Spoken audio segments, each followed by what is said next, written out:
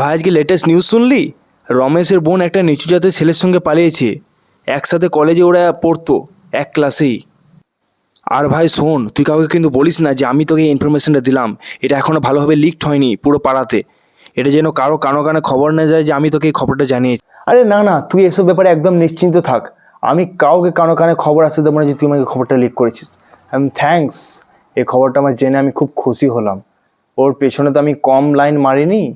আর এটার পর ফলাফল কি না, একটা নিচু জাতের ছেলের সঙ্গে পালালো। পাড়ার লোকে জানাজানি হলে কি হবে ভাবতে পারছিস? ছি ছি ছি ছি ছি। একটা ভদ্রবাড়ির ছেলে ওর পেছনে ছিল।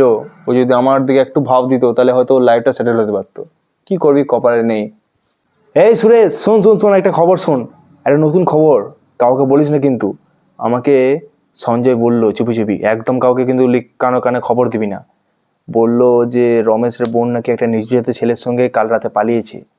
এই একদম কাউকে বলবি না কিন্তু।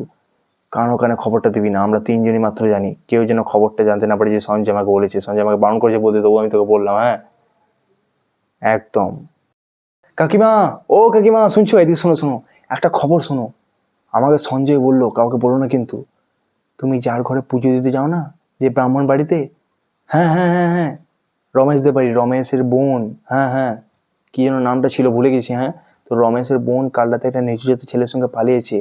ব্রাহ্মণ এই কাণ্ড করেছে, জানো? কাউকে বলো না কিন্তু। হ্যাঁ, এটা কিন্তু কেউ জানে না, আমরা মাত্র এই কজনই জানছি। হ্যাঁ, কাউকে বলো না কিন্তু। একদম চুপচাপ থাকবে, মনে মনে রেখে দেবে। হ্যাঁ।